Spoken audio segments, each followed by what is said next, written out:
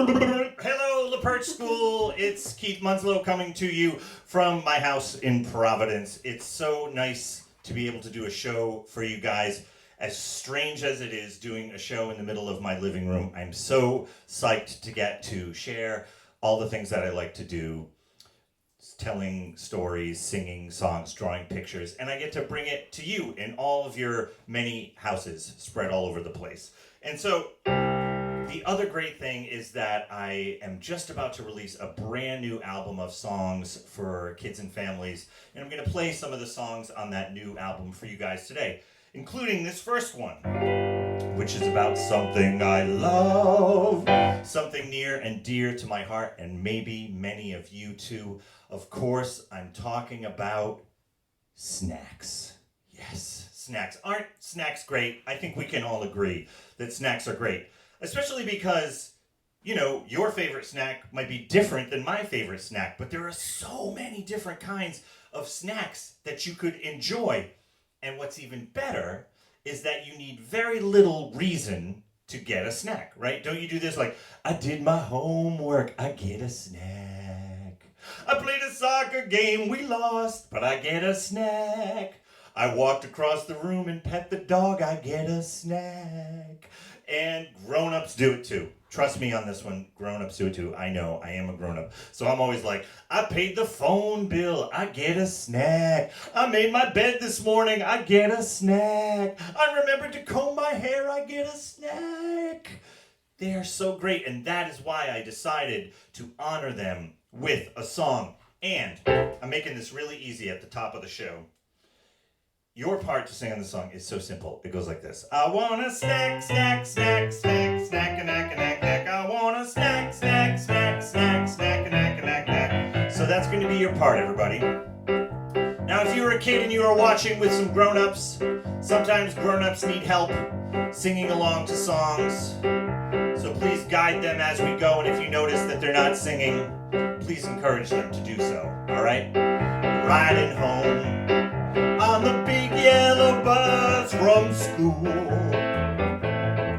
I am so hungry that I'm starting to drool. Then I race in the door, my mom says, how was your day?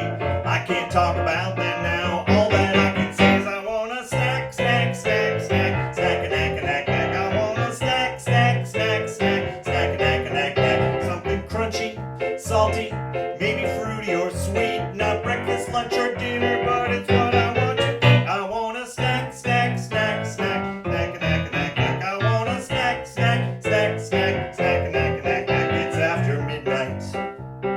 I'm fast asleep in my bed. Delicious visions of popcorn and pretzels in my head. Then my eyes pop wide open when I wake up from my dream. I know I should be quiet, but instead I scream. I want a snack, snack, snack, snack, snack, snack, snack, snack. I want a snack, snack, snack, snack, snack, snack, snack, snack. Something crunchy, salty, maybe fruity or sweet, not breakfast, lunch, or dinner, but it's what I want to eat. I want a snack, snack, snack, snack, snack, snack, snack, snack. I want a snack, snack, snack, snack, snack, snack, snack, snack. The big game's on, and everybody's rooting for their team. When they make a touchdown, everyone but me starts to scream. Because I don't know any of the players by name. There's only just one reason that I even watch the game, and that's the snack, snack, snack, snack, snack, snack, snack, snack. I want a snack, snack, snack, snack, snack, snack, snack, snack. Something crunchy, salty, maybe fruity or sweet, not breakfast, lunch, or dinner, but it's what I want to eat. Here we go! Snack, snack, snack, snack, snack, snack, snack, snack. I want a snack, snack, snack, snack, snack, snack, snack, snack. Great job at home, everybody. So that is the snack song. The next thing I'm going to do for you guys is a song about an animal, one of my favorite animals. I do have a lot of favorite animals. Giraffe is one of my favorites. I love ocelots. I love monkeys. But this animal I often think, if I could be any animal, this is one I would want to be, because I think they have a really cool life. And so I'm going to walk over to my easel, and I'm going to draw a picture of one for you right now. Hi, LaPerch School. Here we go. Now, as some of you may or may not know, when I draw pictures, I like to play this, which is, of course, called, yes, a kazoo. Not a bazooka, not a trombone. It is, in fact, a kazoo. Now, let's see if you can guess this animal.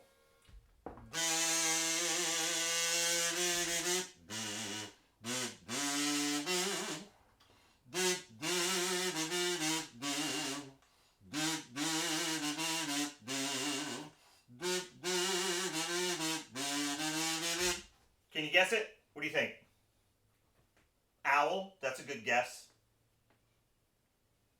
Tiger? That's another good guess. The eyes are a little big for a tiger, though. Let's see.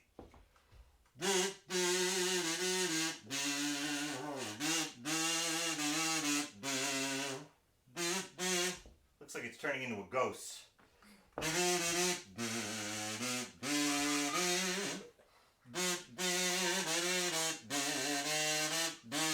Now do you know? Yeah, I bet you do.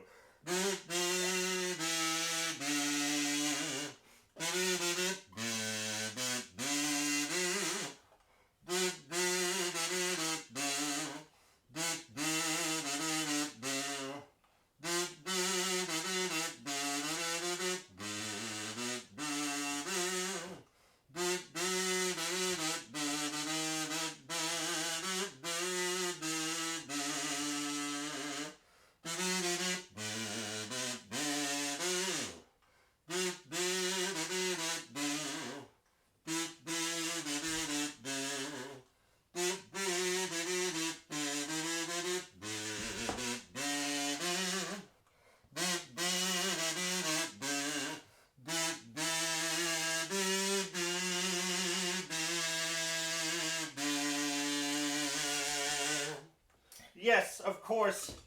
Now you know it is a frog. So, let's go back over to the keyboard, and I will teach you this song. So this song has a part for you to sing as well. And your part goes, I just want to be a frog. Let's try that all together. Even if you don't want to be a frog, just sing along with me. Here we go. I just want to be a frog. All right, so that's going to be your part. It comes around a bunch of times in every single verse, so you'll have lots to do. All right, here we go.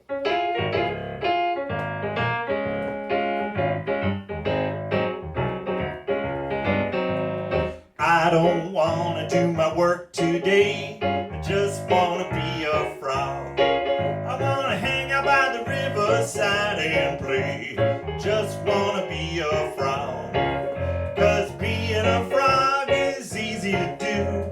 Give up your chores and your homework too. Sound good to me? Well, how about you? Well, I just want to be a frog. La la la la, ya da da da da, la la da la da. Well, I know you think I'm crazy, but I'm not joking. Just want to be a frog. I'm gonna give up talking and I'm gonna start croaking. I just wanna be a frog. 'Cause a frog's life seems like so much fun. Swim in the river and lie in the sun. Spend the whole day getting nothing done. Well, I just wanna be a frog. La la la la la la la la la la. I can stay up late on a summer night. Just wanna be a frog. I can sing with my buddies till the morning light. Just wanna be a frog. Well, you don't need clothes and you don't need shoes. Money is something that a frog can't use. You'll always have the greens and never the blues. Well, I just wanna be a frog. La la la la la la la la la la la. Well, I might get caught in some kid's net. Just wanna be a frog. And he might wanna keep me for a pet. Just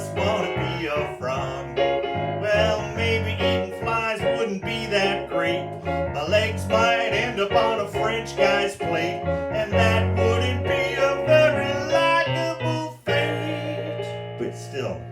I just wanna be a frog, I do. I just wanna be a, that's what I want. I just wanna be a frog.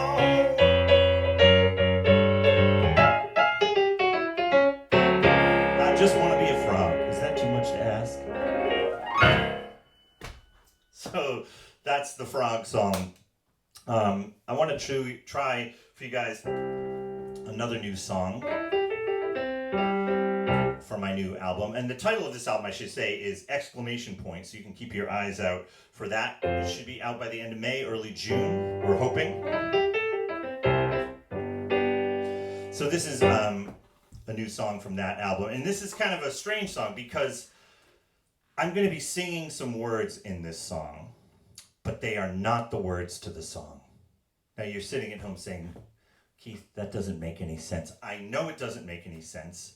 When I say it out loud, it sounds like it doesn't make any sense. But trust me, if you carefully listen to the words I'm singing, you will understand why those words are not the words to this song. Yeah, I know. I feel the same way. Let's see if I can do it, all right?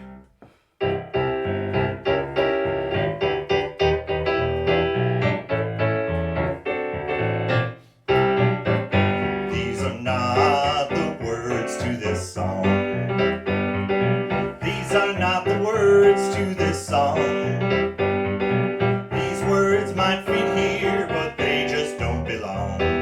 These are not the words to this song. I thought of some words to sing, and boy, they sure were great. So I scribbled them on the back of a greasy paper plate. Somehow by mistake that plate got thrown out in the trash, and all the words I'd written vanished in a flash. So I went out to the dump the next morning, and I searched through the trash all day long, and I found a whole bunch of greasy paper plates, but not the ones with the words to this song. 'Cause these are not the words to this song. These are not the words to this song. These words might fit here, but they just don't belong. These are not the words to this song. Tried to remember them, but I just couldn't do it. The words that I loved so much were gone, and I just knew it. No matter how hard I tried to bring them in my head, I just could not remember, so I'm singing these instead. And the words to this part were so funny, so poignant, insightful, and true. But I just can't remember one of them, so these words are gonna have to do. But these are not the words to this song. No, these are not the words to this song. These words might fit here, but they just don't belong. These are not the words to this song. Well, here it is, we've reached the final stanza, and I still haven't found those other words. But trust me, they really were incredible. I'm sorry that they're not the ones you heard, 'cause these are not the words to this song. They're not. These are not the words to this song. These words might fit here, but they just don't belong. These are not the words to this song. These are not the right words. No, they're completely wrong. These are not the words to this song. These are not the words to this song.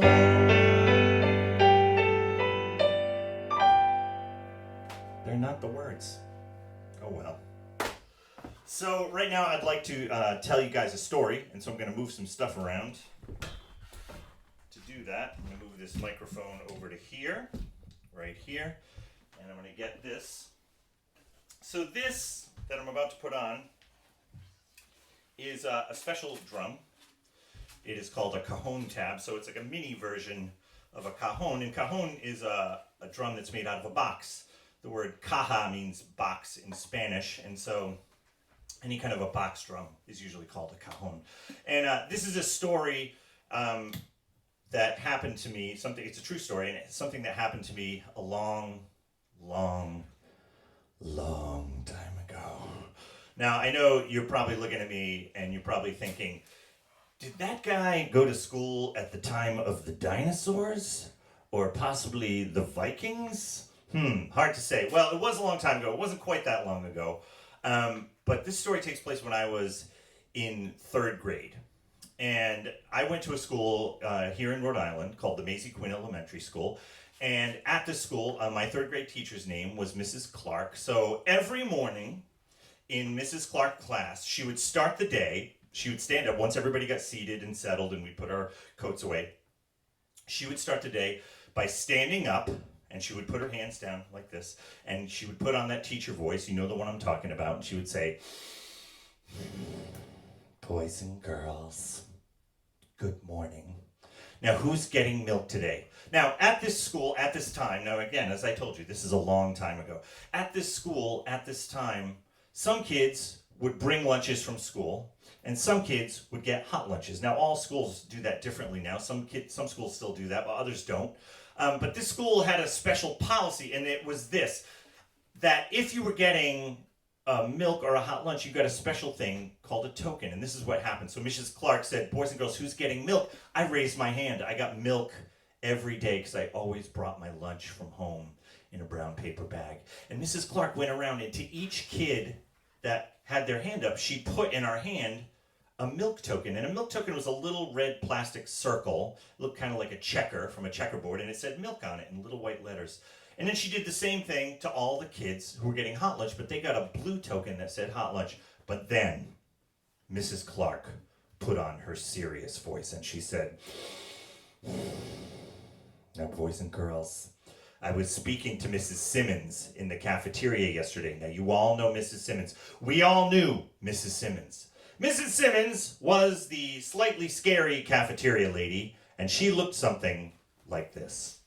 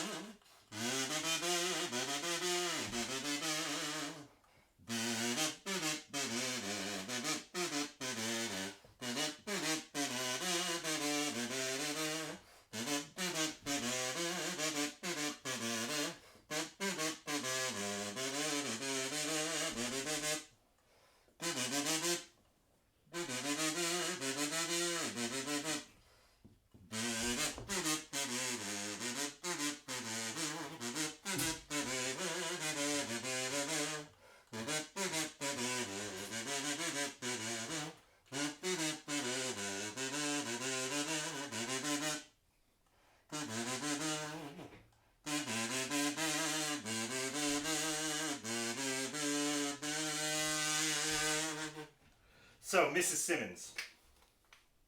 Now, as I said, Mrs. Simmons was slightly scary, and there were 2 reasons for this. The first reason was that she wore glasses, and she worked in the kitchen, and the kitchen was really hot, and that would make her glasses get all steamed up, and you could never see her eyes. Which, even weirder, we couldn't tell how she could tell where she was going, because her glasses were so fogged up.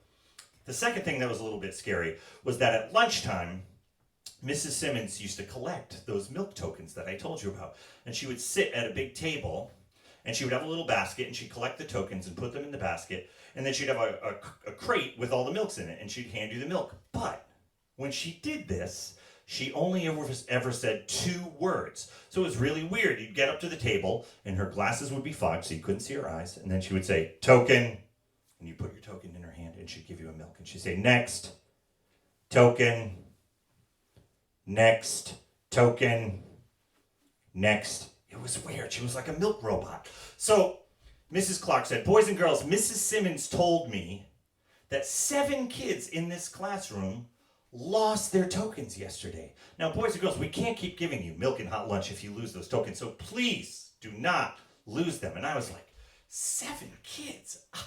I would never do anything like that. I was a very responsible kid, and also I loved milk. So I took that token and I carefully shoved it way down into my pocket as far as it would go. And I sat down. Now, what I'm about to tell you guys are all the things that happened to me that day as best as I can remember.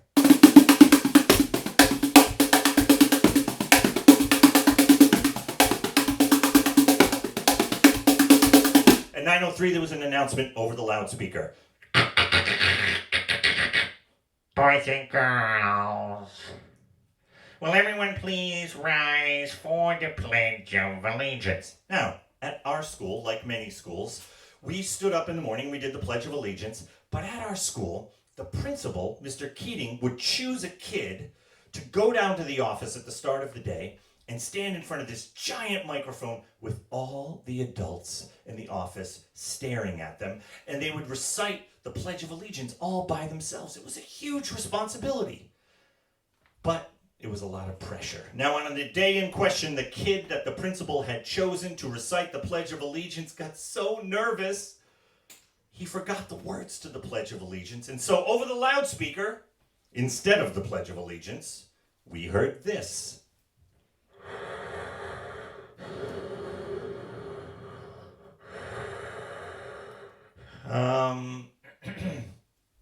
I led the pigeons to the flag for the untied states of America, and I led the pigeons to the flag for the untied states of America, and to the republic for Richard's tan, one nation, underground, invisible, with liver, tea, and onions for all.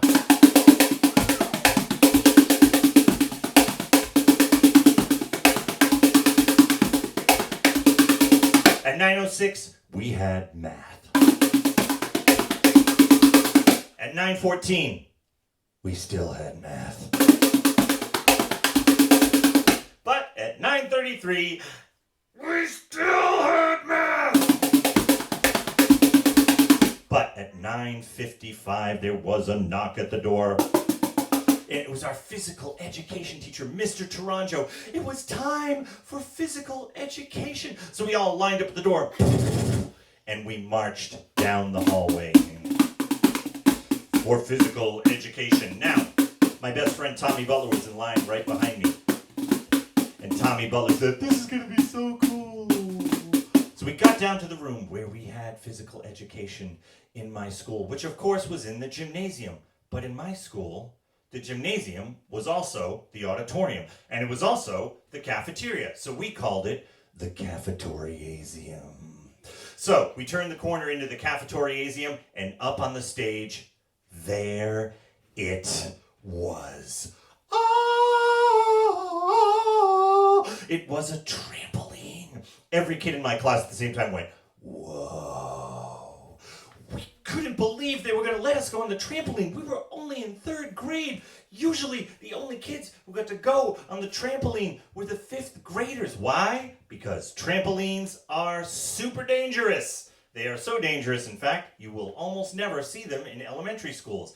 Back in those days, nobody cared.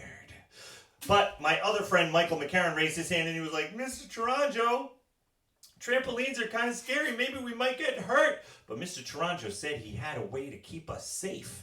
So he brought us up onto the stage. We stood all around the edge of the trampoline. And Mr. Taranjo said, "This way, if you fall off, you land on a nice, soft kid." If you say so, Mr. Taranjo. So one by one, every kid in my class got to have a turn on the trampoline. Darlene Selby had a turn on the trampoline. Edgar Lozano had a turn on the trampoline. Raymond Hamlin had a turn. Michael McCarran had a turn. Valerie Medici had a turn. Tommy Butler, my best friend, had a turn. He was like, that was so cool. Finally, it was my turn to go on the trampoline. I was the last one to go on the trampoline. Now, I have to admit, up to this point, I was not a superstar in physical education class, but on this day, it was as though I was born to be on a trampoline. So I got up on the trampoline, and everything that Mr. Taranjo asked me to do, I could do it miraculously, like on the first try. He was like, Keith, do a seat drop. Boom, did it. He was like, Keith, do a knee drop. Boom, did it. He was like, Keith, bounce up, touch your toes, come back to standing. Boom, did it on the first try. He was like, all right, bounce up straight and then turn around and come back to facing the same direction. Boom, did it. He was like, wow. Keith, I want you to try something that no one else in the class has tried. And I was like, okay, Mr. Taranjo, I'll do whatever you say. What do you want me to do? He said, Keith, I want you to try a flip. And I was like, oh, I don't think I can do a flip, Mr. Taranjo. That seems really hard. I mean, what if I bounce off and smash into a wall? He goes, that's okay. If you do, I'll carry you to the nurse. So I bounced. And I bounced.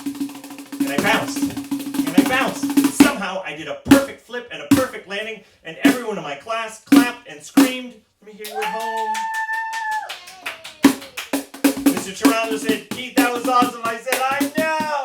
He said, Keith. I said, what? He said, Keith. I said, what? He said, try a backwards flip. I said, what? He said, yeah, I think you can do it. I was like, Mr. Taranjo, a backwards flip? Are you for real? What if I bounce off and land on Tommy Butler? He was like, that's okay. If you do, I'll carry both of you to the nurse. So I bounced. And I bounced. And I bounced. And I bounced. And somehow I did a perfect backwards flip and a perfect backwards landing, and everyone in my class clapped and screamed, let me hear you at home. Woo! And finally, it was time to go back to class. So we marched back to class. Tommy Butler was behind me in line again. He tapped me on the shoulder and he was like, that was so cool. We got back to class. It was time for social studies. And for social studies, Mrs. Clark had prepared for us a worksheet. Now, I'm sure that you have done many worksheets in school, but back in these days, a long, long time ago, worksheets were different. When the teacher passed out the worksheet, before you even put your name on it, you sniffed it. Very strange, but that's what we did. And if you don't believe me, ask your parents or your grandparents, and they'll tell you all about it. So on this worksheet, it was a map of all the states in New England, and our job was to write in the names. And there were little spaces for each letter. Now, of course, I knew Rhode Island, because that's where I lived. That was easy. And I knew that Massachusetts was the big one with the curly Q arm of Cape Cod up above. I knew that Connecticut was the little one right next door. And I even remembered that Maine was way up near Canada, but I could never keep straight in my mind which one was Vermont and which one was New Hampshire. But it didn't matter because we worked on that for a while, and then another bell rang at 12:05, and it was time to go to lunch. So we all lined up at the door, and we marched down the hallway to the cafeteriasium. Now, some kids got in line for the hot lunch, but not me. I got in line for milk, and there was Mrs. Simmons, her glasses fogged. Token. Next. Token. Next. And I'm like, I'm ready, Mrs. Simmons. I got my token right here. It's in, it must be the other pocket. Hang on, I'm going to get it. Maybe it's my back pocket. I tried every pocket, even the little tiny pocket where you put coins, supposedly. My token was gone. And that's the moment when I saw the sign that was taped to the table where Mrs. Simmons was sitting. It was a new sign. It was laminated, so you knew it was important. And it had 4 words written on it. And I read those words out loud to myself. No token, no milk. No token, no milk. No token, no milk. Now from now on, whenever I say no token, you guys say no milk, all right? Let's try it. No token, no milk. No token, no token, no milk. No token, no milk. I got to the front of the line. Mrs. Simmons held out her hand. Token. And I was like, ha, ha, ha, Hi, Mrs. Simmons. Hi. Good afternoon. Mrs. Simmons, I seem to have misplaced my token. I wonder if you could give me a milk today, and then tomorrow I'll give you 2 tokens. Mrs. Simmons, glasses fogged, points at the sign. She says, you know the rules. No token, no milk. Kids in line behind me started to get really impatient because they didn't like a holdup. They were like, come on, hurry up. And I was like, fine. I don't even want a milk. I don't even need a milk. I will eat my lunch without milk. And I went back to the table where the kids in my class were sitting. The long cafeteria table, and some kids were eating hot lunch, and some kids were eating lunch from lunch boxes, and some kids were eating lunch out of brown paper bags, but every one of them but me was drinking milk. And to me, it looked like they were all doing it in slow motion, like a scene from a movie. Every kid looked like this. And I was like, that's fine. I don't even need a milk. I will eat my lunch without milk. I can muscle through it. And I opened my paper bag, and I took out the following things. Now, the first thing I took out of the bag was a peanut butter and marshmallow fluff sandwich. Like, oh no, how am I going to eat that without milk? My lips are going to get glued shut. I reached a little further in. There was a box of Mr. Salty pretzel sticks. Oh no, they're going to make me so thirsty. I reached a little further into the bag. There was a baggie filled with 4 Oreo cookies. I was like, oh man, it's not even legal to eat Oreos without milk. I'll probably get arrested. And that's when I remembered, wait a minute, everything's gonna be fine because my mom is awesome. And my mom always puts a piece of fruit in my lunch. And of course, fruit has juice in it. So all I gotta do, take a bite out of the sandwich, take a bite out of the fruit, and it'll wash it right down. But was my fruit that day a nice juicy apple? No. Was my fruit that day an orange or a tangerine or a peach or a plum? No. Was my fruit that day a bunch of grapes? No. Was my fruit that day a banana? No. At the bottom of the bag, I found it. My fruit that day was a tiny rectangular cardboard box filled with 17 dried up raisins. And I looked back at the sign that said, no token, no milk. No token, no milk. No token, no milk. No token, no milk. Now, to make things worse, we had a policy at this school, and this is true. This is a policy that was thought up by adults, and the policy was this. Kids, if you finish your lunch early, you get to go to recess early. But kids figured out pretty early in the year, if you ate your lunch really fast, then you get to go outside and have lots more recess. So kids would shove their entire lunch into their mouth, puffed up cheeks like a squirrel, and then they would go outside. And all my friends started doing this. They were finishing their lunch. Darlene Selby, Edgar Lozano, Tommy Butler. This is so cool. They all went outside, and I was trying so hard to finish my lunch, and it was an impossible task to do without milk, and I was trying to get through it, and I started to have a daydream. I started imagining that I was a cowboy, and I was riding on horseback through the desert, and the sun was beating down, and we ran out of water. The horse could go no further. I had to leave him behind, and then I was crawling on my belly across the hot sand, and the sun got hotter and hotter.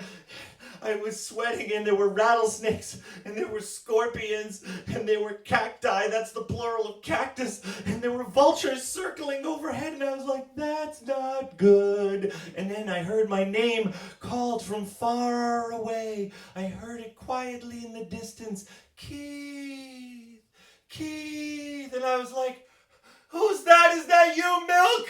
Milk, where are you? I'm so thirsty. I heard Keith. I opened my eyes, my daydream, I was back in the cafetoriasium.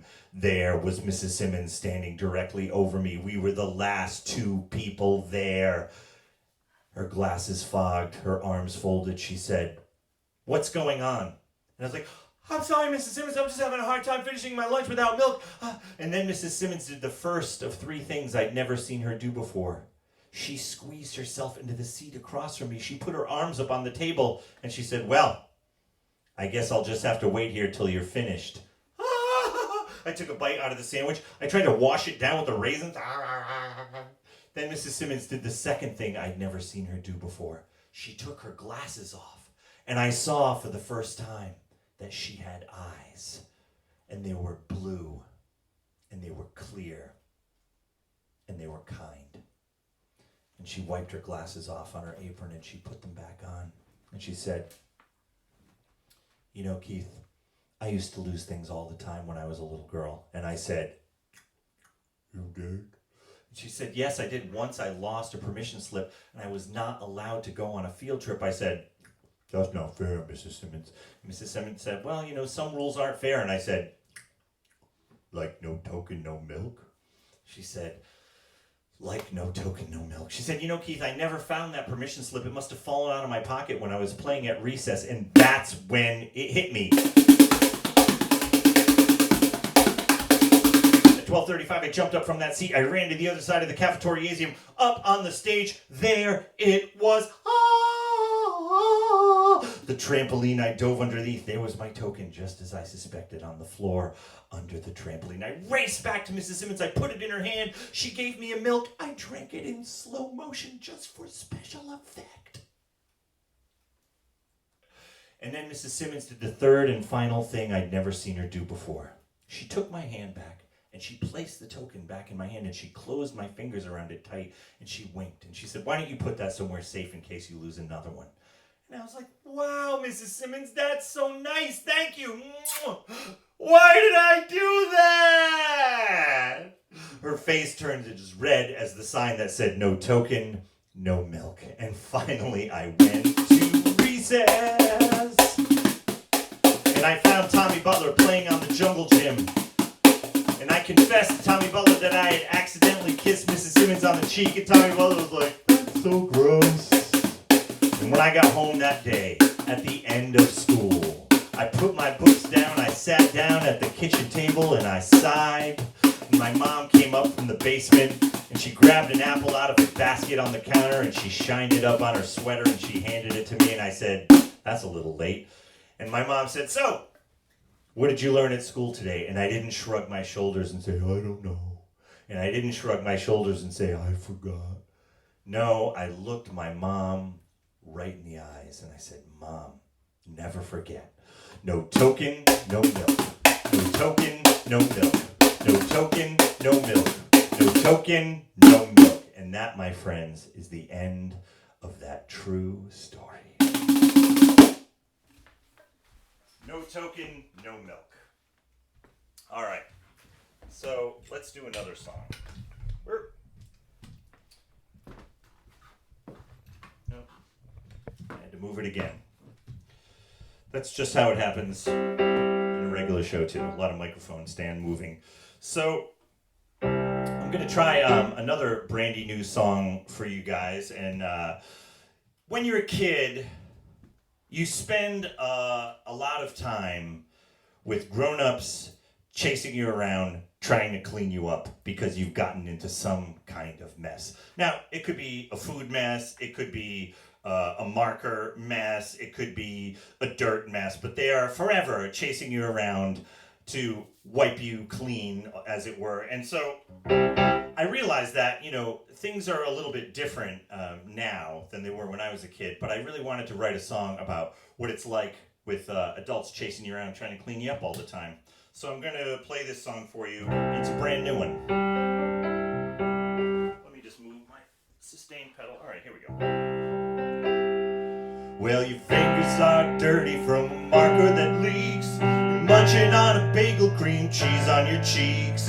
When your mom sees you, she's got something to say. You can't go to school if you're looking that way. She pulls over the car and she reaches for her purse. You're messy like that, well, this is your curse. I'm sorry, but it's true. And this is what she's gonna do. Wet wipes coming at your face. Wet wipes, there ain't no hiding place. Wet wipes, sometimes it's hard to be a little kid. Be a little kid. Out at a restaurant having lunch with your dad. The very best burger that you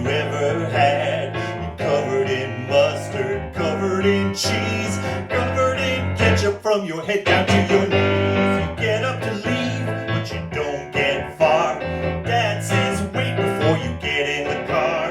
We gotta clean up that mess. How's he gonna do it? You can guess. Wet wipes coming at your face and hands. Wet wipes scrubbing you like a pan. Wet wipes, sometimes it's hard to be a little kid. Be a little kid.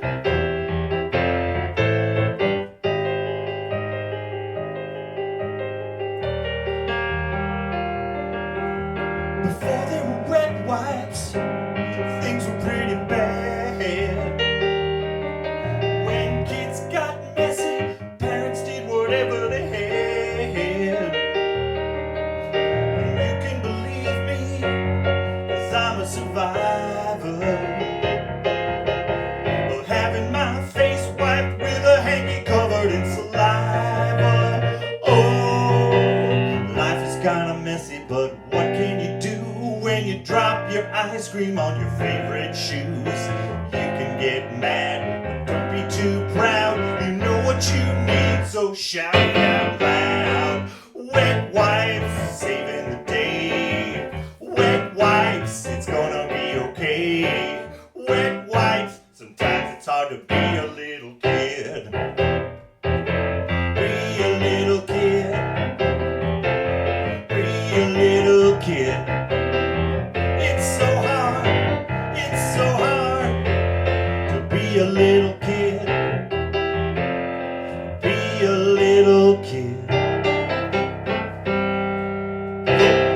Wet wipes. All right, so I want to do some shout out hellos, thank yous, and it's a big long list. And I'm going to bring this mic over to here. And we want to say to all of you guys, all of you kids, you're working so hard at home, adapting so quickly to distance learning. I know we're doing it in my house too, and I know my son Luke is working so hard at distance learning, and all of you are, and you're doing such a great job. You should be really, really proud of yourselves, and I want you all to give yourselves a round of applause right now. Awesome job. And we also want to give some shout outs to all the fine folks at LaPerch School. I'm going to read these off, and I want to just announce right now that there is a 73% chance that I'm going to pronounce your name wrong, and I apologize in advance for that. So, special thanks to and a special shout out to the principal, Mrs. Dorsey, the secretary, Mrs. Bazinet, kindergarten teachers, Mrs. Caswell, Mrs. Friel, first grade teachers, Mrs. Martell, Miss Zucker, second grade teachers, Mrs. Haggerty, Ms. Clow, I hope that was right. Third grade teachers, Mrs. Murphy, Mrs. Ferreira. Fourth grade teachers, Mr. Medeiros, Mrs. Schnell. Fifth grade teachers, Mrs. Elefsedes, Mr. Austin, Mr. Beckel, Miss Feely, Mrs. O'Hara, Mrs. Calderon, Mrs. Harrison, Mrs. Fraser, Mrs. Haywards, Mr. Connell, Mrs. Claprude, Miss Miller, Mrs. Barrett, Ms. Furtado, Mrs. Ordiciero, Ms. Kovacs, Ms. DeRocha, Ms. Pocaccia, Miss Giarusso, Mrs. Vitaka, Mrs. Thebo, Mrs. Matson, Mrs. Giroux, Mrs. Mello, Mrs. Moretti, Mr. Steve, and Mr. John, the custodians. To all of you, thanks for helping the kids to do all their distance learning, and thanks to the kids for doing all their distance learning. And I am going to do one more song for you guys. And this is a song that I really love to sing. And it's a song about friendship.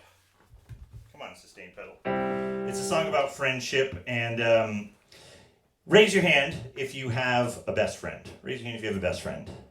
Now, I'm talking about a very special kind of best friend, and talking about that kind of friend that when you're with them, they're not like any other friend, because no matter what you're doing, no matter where you go, they always seem to get you in trouble. Yes, in trouble, in case you didn't hear me say that the first time.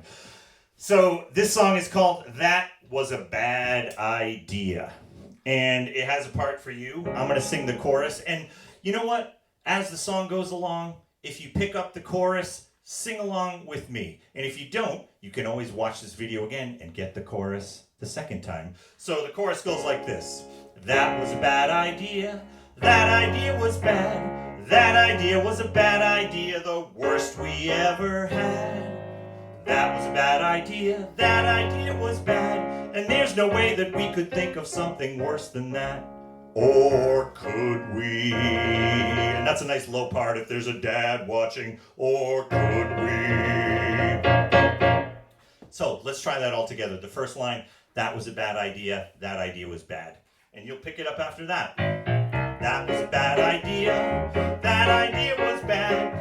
That idea was a bad idea, the worst we ever had. That was a bad idea. That idea was bad. And there's no way that we could think of something worse than that. Or could we? I should mention that the events in this song are true. You said, let's paint my bedroom. I'm sure my mom won't mind. We splashed the walls with every single color we could find. And when your mom came home, you said, look at the art we painted. That was the first time that I saw a grown-up who had fainted. Oh, that was a bad idea. That idea was bad. That idea was a bad idea, the worst we ever had. That was a bad idea. That idea was bad. And there's no way that we could think of something worse than that. Or could we? Uh-oh.